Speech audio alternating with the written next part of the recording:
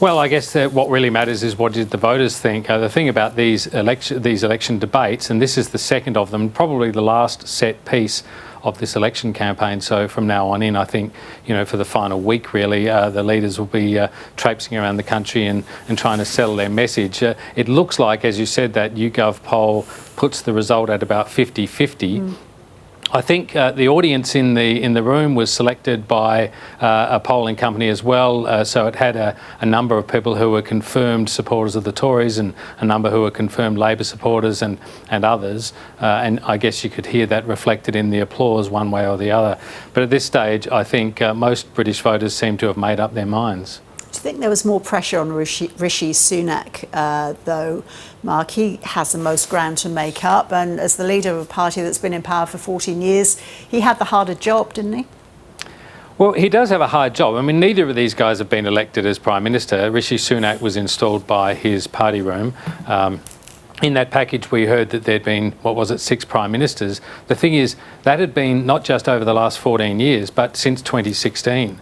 So it's been a period of considerable turmoil. There have been a number of scandals. Of course, there's been the pandemic and the way that was mishandled by Boris Johnson, and of course we had Partygate and a whole number of rules that were being broken. Dishonesty has been a big theme in British politics. Sunak is, in a sense, the kind of sensible corrective after a period of some madness, but he doesn't seem to have resonated with voters. So yes, he's got the most ground to make up, but he's not going to make up that ground. That's what all the polls show. So in a way, his hand is free to do the best he can, and as they say in politics, save as much furniture as possible, and then presumably he goes off to somewhere else. He may stay on, but I doubt it. Yeah, and there's a gambling scandal ongoing around this election, isn't there? How's that affecting voters?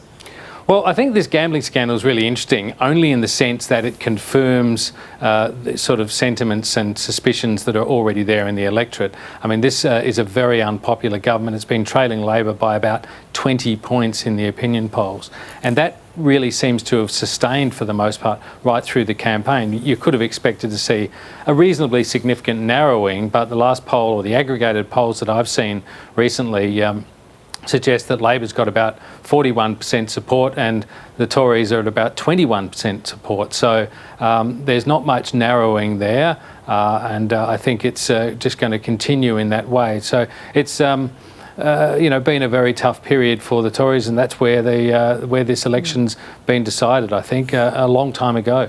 And Mark, voting isn't compulsory in the UK as it is here. So what's voter turnout expected to be like, and how important will that be?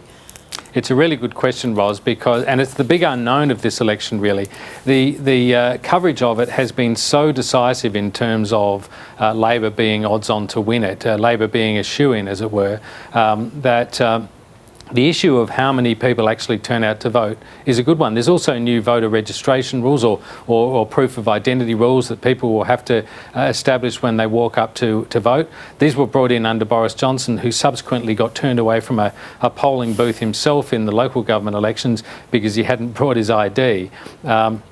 So that will be a bit of a suppressant potentially, but also just the fact that British electors have been told for so long that Labor is a shoo-in to win this, that Labor risks some of its people just not turning up. And it also risks, I think, being picked off on the left. We need to remember, not only do they not have compulsory voting, but they don't have preferential voting either. It's first past the post. So if people bleed off to parties on the left, whether it be the Scottish National Party, the Lib Dems, the Greens, those votes don't come back to Labor in the way they might in the Australian system. And that is worrying Labor strategists, that they still might suffer from low turnout, and that could affect whether they actually get a majority.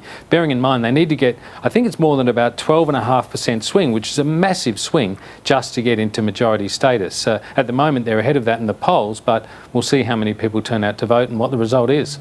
Know that result by the end of next week. Mark Kenny, thank you. Thanks, Ros.